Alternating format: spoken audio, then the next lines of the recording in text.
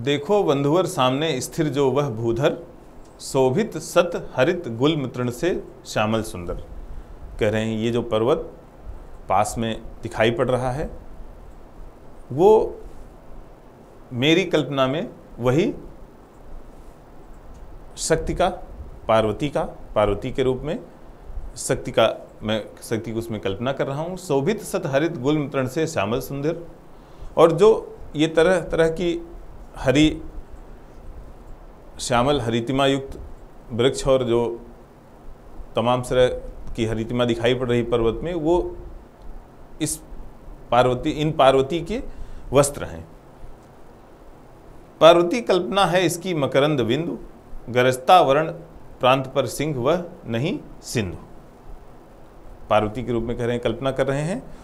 और इसके फूलों से जो मकरंद कण झर रहे हैं वे भगवती के नेत्रों से भक्तों के लिए प्रवाहित स्नेह बिंदु के रूप में हैं।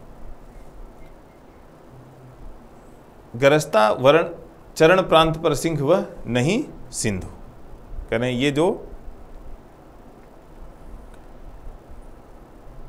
उनके पार्श्व में, उनके एकदम चरणों के पास, पर्वत के एकदम तलहटी में समुद्र गर्जना कर रहा है, ये समुद्र नहीं है, ये उनका वाहन सिंह है। 10 दिक् समस्त हैं हस्त और देखो ऊपर। ये जो 10 दिशाएं हैं वो उनकी 10 भुजाएं हैं, ऐसी कल्पना कर रहे हैं। अंबर में हुए दिगंबर अर्चित शशि शिखर, और संपूर्ण आसमान शिव के रूप में उनको, पार्वती को ढके हुए है। जो शिव हैं वो दिगंबर हैं, आसमान के रूप में शिव की कल्पना कर रहे हैं। लख महाभाव मंगल पद तल धंस रहा गर्व, मानव के मन का असुर मंद हो रहा खर्व। इस स्थिति को देख करके, इस कल्पना को करके भगवान राम एकदम प्रफुल्लित हो गए और उन्हें अपना मंगल दिखाई पड़ने लगा, युद्ध में विजय दिखाई पड़ने लगी। और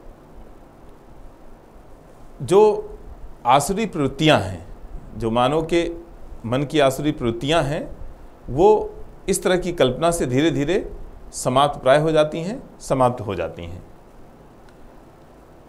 फिर मधुर दृष्टि से प्रिय कपि को खींचते हुए, इसके बाद उन्होंने निगाहों से ही, अपनी आंखों से ही देख करके अपने प्रिय कपि, अपने प्रिय सेवक हनुमान को अपनी तरफ बुलाया, खींचा। बोले प्रियतर स्वर में अंतर सींचते हुए, और बहुत ही प्रिय वाणी में, ऐसी वाणी में जिससे हृदय तक आह्लादित हो जाता है। राम ने हनुमान से कहा, चाहिए हमें 108 कपि इंदिवर। उन्होंने कहा कि हमें 108 नील कमल चाहिए मां शक्ति की आराधना के लिए। कम से कम अधिक और हों, अधिक और सुंदर, और अगर इससे अधिक मिल जाए तो अधिक भी ले आइएगा, लेकिन कम से कम 108 चाहिए। जाओ देवीदह उसह काल होते 70, तोड़ो लाओ वे कमल लौट कर लड़ो समर। कह रहे हैं कि जाओ कहाँ, देवीदह में, दुर्गा कुंड में, और जा करके सुबह होने से पहले उन्हें लाकर और हमें देना है। और इसके बाद क्या करना है, सुबह युद्ध होना जब शुरू हो उससे पहले ही ये व्यवस्था करके और आपको युद्ध में भाग लेना है, युद्ध में सम्मिलित होना है, क्योंकि एक तरफ के युद्ध की जिम्मेदारी हनुमान को दी जा चुकी थी। अवगत हो जामवंत से पथ दूरत्व स्थान। इतना सुन करके हनुमान ने जामवंत से 3 चीजें पूछी, रास्ता, स्थान और दूरी। धन्यवाद।